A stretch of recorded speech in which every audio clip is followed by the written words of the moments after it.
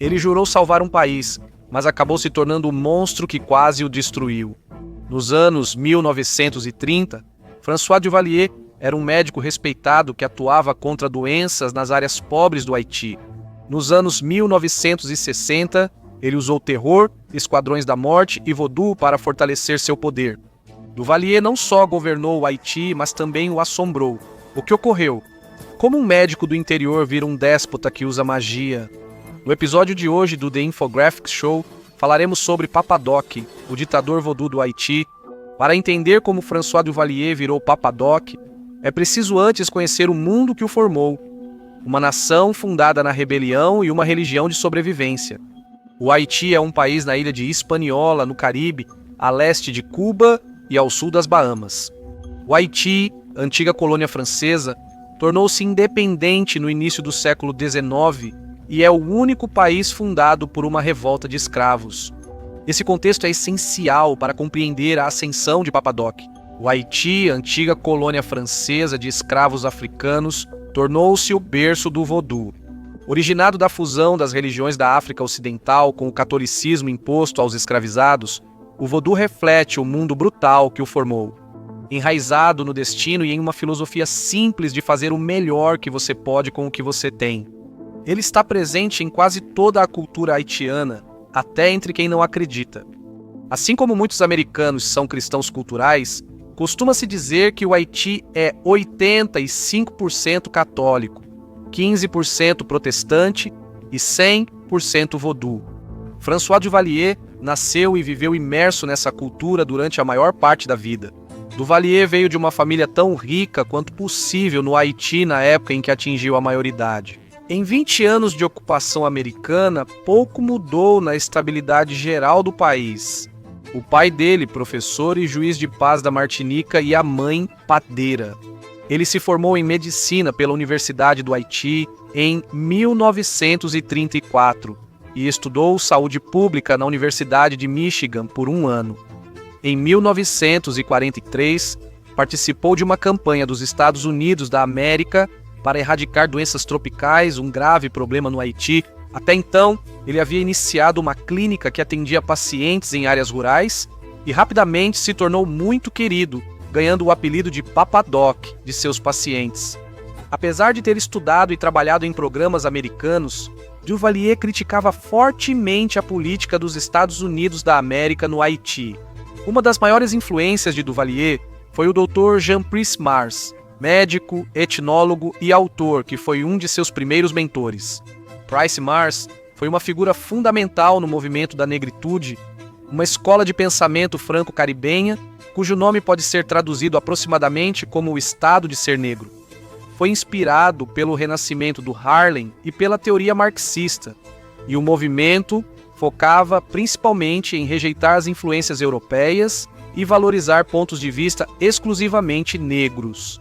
Como você pode imaginar, o movimento da negritude tinha grande interesse no voodoo, tanto promovendo-o como uma religião legítima, quanto estudando a forma como ele se entrelaçava com a história da diáspora africana.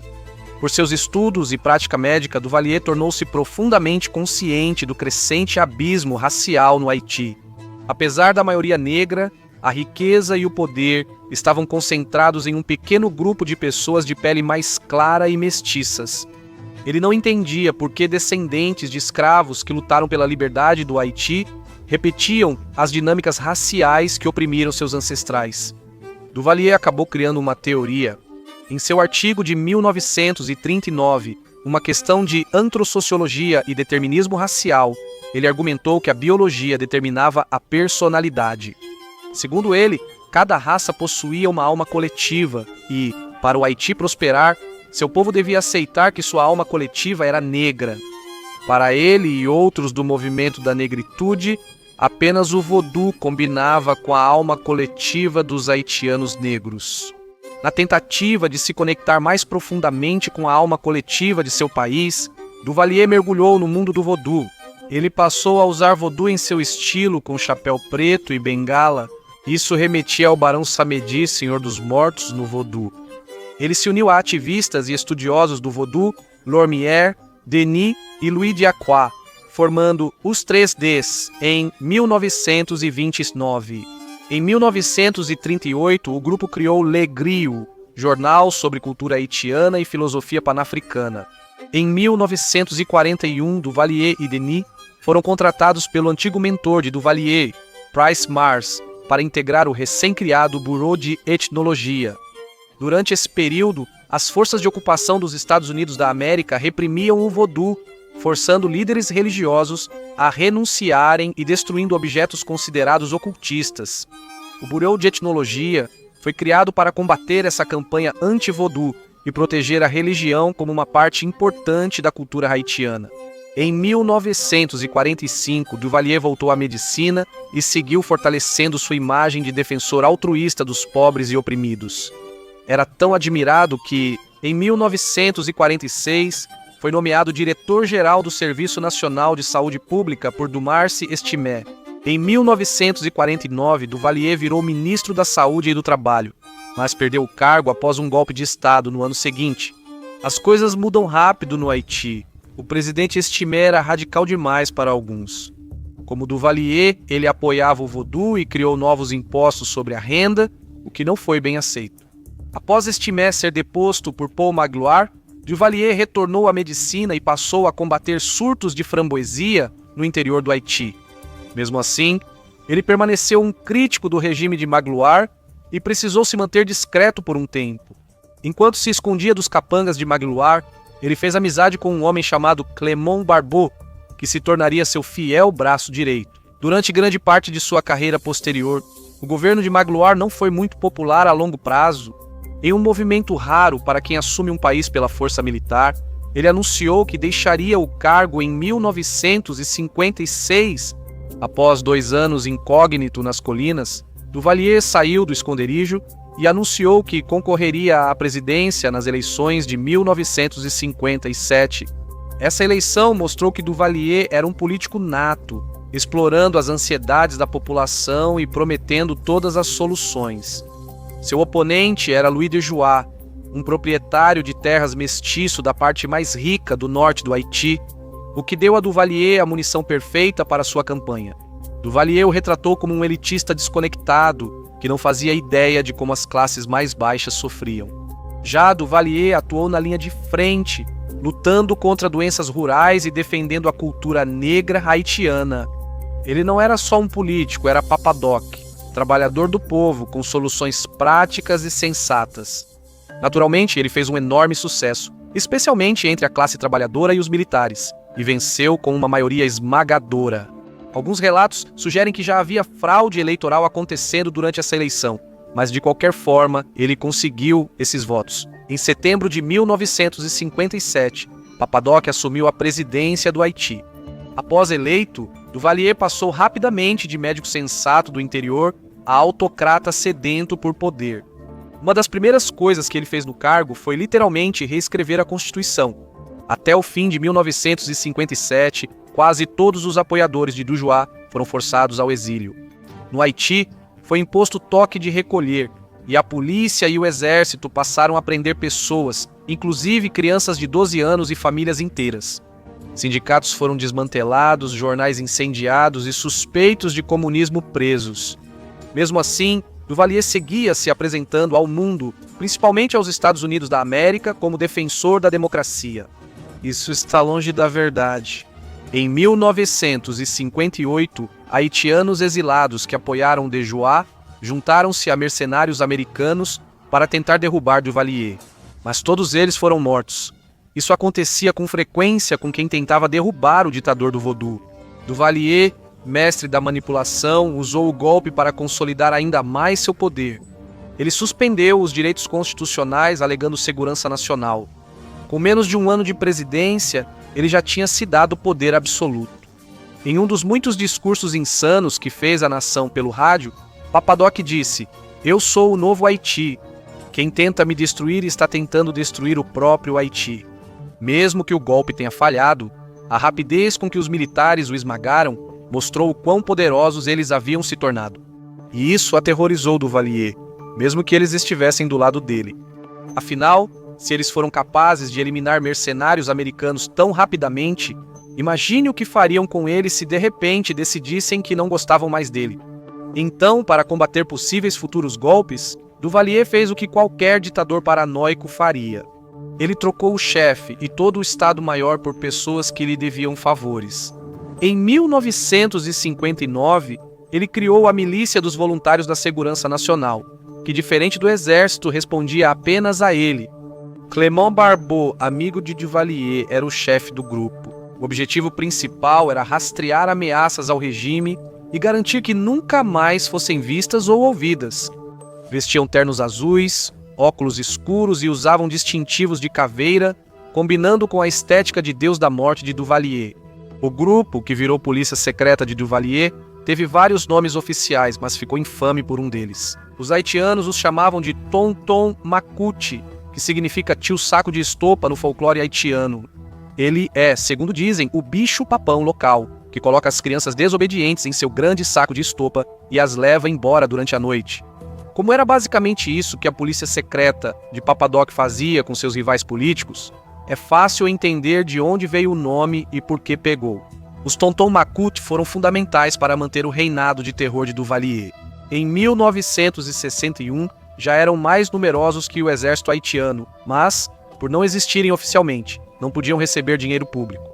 Os Macoute lucravam comandando esquemas de extorsão ao estilo máfia sobre a classe trabalhadora empobrecida. Os Macoute estavam em todos os lugares e fariam de tudo para eliminar a oposição ao líder. Se você se pergunta como Duvalier garantiu tanta lealdade, isso está ligado às mudanças que ele fez na Constituição. Antes de Duvalier tomar posse, a Constituição haitiana não reconhecia o vodou como religião nacional. Isso significava que ela poderia ser efetivamente proibida. E foi assim durante a primeira metade do século XX. Duvalier reverteu isso com poucas mudanças na Constituição. Sacerdotes e sacerdotisas do vodou, antes obrigados a praticar em segredo, agradeceram muito a Papa Doc por isso. Ele conhecia muitos deles por causa de seus estudos anteriores sobre vodou e os empossou. Como líderes Macoute no interior, os Tonton Macoute não eram só um esquadrão da morte, mas um esquadrão da morte do vodou. Duvalier apostar tudo no vodou não era apenas uma excentricidade estranha, e não era apenas para afirmar suas crenças etnonacionalistas. Isso lhe permitiu manter o controle sobre a população pelo medo. Tudo o que ele pudesse fazer para incentivar ainda mais os boatos de que era um verdadeiro mestre da magia negra, ele faria. Sacerdotes de vodou eram chamados ao palácio para rituais com ele. Ele murmurava cantos e ameaças com um forte tom nasal típico de espíritos do vodou como Barão Samedi. Espalharam-se rumores de que ele se comunicava com os mortos de sua banheira, buscando sua orientação e que praticava Haruspex, magia que usa a leitura de sangue e entranhas de animais sacrificados em rituais para prever o futuro. Em 1958, o antropólogo americano Harold Kurlander, conhecido de Duvalier do Departamento de Etnologia, visitou o Palácio Presidencial. A reunião ocorreu em uma sala que lembrava um baile de máscaras negro, com cortinas escuras e várias velas pretas. Em 1959 surgiu um boato assustador sobre Papa Doc. Os Tonton Macoute invadiram o funeral de um opositor de Duvalier e roubaram o corpo do caixão. Isso foi feito para evitar um comício político no cemitério. Dizia-se nas ruas que Papa Doc queria arrancar seu coração para usá-lo em um ritual e aumentar seu poder. Soando como um feiticeiro das trevas, Duvalier foi ao rádio naquele ano declarar: "Só eu sou seu único mestre." No entanto, até mesmo feiticeiros do mal podem sangrar, pelo visto, porque em maio de 1959, Duvalier sofreu um ataque cardíaco. O povo haitiano viu isso como prova de que Papa Doc não era tão poderoso e ficou furioso. Protestos e tumultos tomaram o país. O túmulo do pai de Duvalier foi profanado. Bombas explodiram em Porto Príncipe e políticos aproveitaram a ausência de Duvalier para criticá-lo publicamente. Mas 2 meses depois, Duvalier se recuperou completamente e qualquer esperança de rebelião foi esmagada. Logo, tudo voltou ao normal. Ele apareceu nos degraus do Palácio Presidencial e anunciou que havia uma conspiração comunista para se livrar dele, e que os intrusos seriam tratados por quaisquer meios necessários. Ele suspendeu toda a imunidade parlamentar e cassou rapidamente os 6 senadores que o criticaram na sua ausência. Ele também ordenou a prisão de seu vice, Clément Barbeau. Barbeau assumiu o comando enquanto Duvalier estava doente e era bom demais no cargo para o gosto de Duvalier. A prisão de Barbeau ocorreu quando Duvalier descobriu que ele negociou com os Estados Unidos sem seu conhecimento. Nem a igreja escapou da ira de Duvalier. Apesar de tentar conquistar os cristãos afirmando ser Jesus Cristo e Deus, além de pôr cartazes de Jesus ao seu lado com a frase "Eu o escolhi", a Igreja Católica não ficou exatamente impressionada. A igreja apoiou vários protestos estudantis e era considerada o último bastião contra o governo de Papadoc. Em 1961, Duvalgy expulsou um bispo francês e 4 padres, sendo excomungado pelo Vaticano. Presidentes haitianos tinham mandatos de 6 anos. Duvalier ainda tinha 2 restantes. Com o poder que já tinha, ele não se preocupava em ser removido por votação. Então ele convocou uma eleição surpresa antecipada e concorreu sem oposição. Mesmo com as urnas flagrantemente fraudadas, ele ainda teve a audácia de dizer isso ao ver os resultados. "Eu aceito a vontade popular."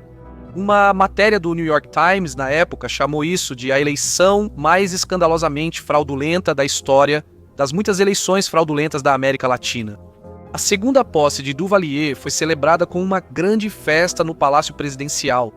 A maioria dos presentes foi sequestrada e jogada em caminhões pelos Tonton Macoute, sendo forçada a demonstrar entusiasmo sob ameaça de morte. Muitos haitianos da classe média instruída, exceto os silenciados pelo sentimento anti-Duvalier, perceberam os sinais e decidiram partir. Professores, cientistas e profissionais de saúde deixaram o Haiti em massa e recomeçaram em Cuba, Estados Unidos da América ou na África francófona. Até então, a relação entre Duvalier e os Estados Unidos da América era instável, mas funcional. Os Estados Unidos já não ocupavam o Haiti há algum tempo na década de 1960, mas vinham fornecendo ajuda econômica e apoio militar ao país. Ficou claro que Duvalier ficava com o dinheiro da ajuda estrangeira e usava os fuzileiros navais dos Estados Unidos da América para treinar e equipar os Tonton Maco. Então, o presidente John F. Kennedy decidiu, em segredo, cortar toda a ajuda dos Estados Unidos da América ao Haiti. Sem esse dinheiro, a economia do Haiti afundou ainda mais. Todo o dinheiro do país estava indo direto para Duvalier e seus comparsas ou sendo levado pelo Macu. Além de ser fazendeiro ou bajulador do Duvalier, quase não havia empregos. Negócios locais estavam deixando o país ou sendo fechados pelo governo. A situação era crítica. Papadoc, mestre da manipulação, usou isso a seu favor, como fazia com todos os problemas. Ele culpou totalmente os Estados Unidos pela economia em colapso. Em abril de 1963, Barbeau foi libertado da prisão e Duvalier tentou lhe dar um carro novo como pedido de desculpas. Barbeau respondeu tentando sequestrar 2 filhos de Duvalier. O plano falhou e Duvalier partiu para o ataque. Ele declarou Barbeau e outros como inimigos do Estado. Os Maco mataram centenas de suspeitos em uma caçada sangrenta pelo país, incluindo mulheres. Disseram a Duvalier que Barbeau virou um cachorro preto para fugir. Então os Maco foram orientados a matar qualquer cachorro preto que encontrassem. E caso Papadoc já não fosse um senhor do mal digno de fantasia, em certo caso, ele ordenou que a cabeça de um rebelde executado fosse trazida até ele, embalada em gelo. Ele queria contatar a alma do morto e forçá-la a revelar seus segredos. Em outros incidentes, ele esteve presente em sessões de tortura onde os prisioneiros eram mergulhados em banhos de ácido. Após 3 meses de terror e carnificina, Barbeau foi capturado e executado. Na segunda metade de 1963, Duvalier obteve outra vitória, o assassinato de John F. Kennedy. Sim, Duvalier realmente afirmou ter matado Kennedy com uma maldição e assumiu o crédito por isso. Lyndon B. Johnson assumiu e tinha uma política externa um pouco diferente da de Kennedy. Todos os presidentes americanos durante a Guerra Fria eram contra o comunismo, mas Johnson era realmente contra o comunismo. Ele priorizou impedir sua expansão. Em resumo, Papadoc era um autocrata e assassino que desviou milhões da United States Agency for International Development e, basicamente, praticava necromancia. Mas ao menos ele não era comunista. O governo Johnson via o Haiti como barreira importante contra o avanço do comunismo via Cuba. Ciente da importância, Duvalier confiava que os Estados Unidos da América não agiriam seriamente para detê-lo. Isso era especialmente verdade, já que o governo dos Estados Unidos da América ainda sofria críticas pelo incidente da Baía dos Porcos em 1961. Eles não podiam se dar ao luxo de correr o risco de mais constrangimentos na região. A ausência de intervenção dos Estados Unidos da América deu a Papadoc liberdade total para agir, tornando o Haiti um estado de partido único.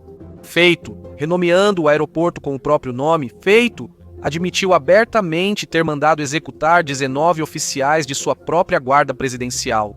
Sem problema, publicou uma nova versão do Pai Nosso, mudando as palavras para destacar sua grandeza. Ele também fez isso. Ele até manteve a cabeça decepada de um de seus rivais executados, Blücher Philogene, em seu armário como um totem sobrenatural. E não satisfeito em simplesmente ter vencido uma das eleições mais descaradamente fraudadas de todos os tempos, ele também realizou o que pode ter sido o referendo mais descaradamente manipulado da história. Em 1964, foi realizado um referendo sobre se Duvalier deveria ser presidente vitalício. 99,9% dos cidadãos votaram sim, o que parece impossível até você descobrir que todas as cédulas já vinham com o voto sim pré-impresso. Em um dos muitos discursos insanos de supervilão que ele fez durante seu governo, Papadoc disse que balas e metralhadoras capazes de ameaçar Duvalier não existem. Eu já sou um ser imaterial. E de certa forma, ele não estava exagerando. Nenhuma das tentativas de eliminá-lo teve sucesso, e ele morreu de insuficiência cardíaca em 1971. É um final anticlimático para um dos ditadores mais repressivos do hemisfério ocidental. Segundo estimativas, causou a morte de cerca de 60 mil pessoas. Seu filho Jean-Claude, de 19 anos, foi seu sucessor. Jean-Claude, apelidado de Baby Doc, foi deposto em 1986. Após a queda do regime, manifestantes invadiram a cripta de Papadoc e encontraram o caixão desaparecido.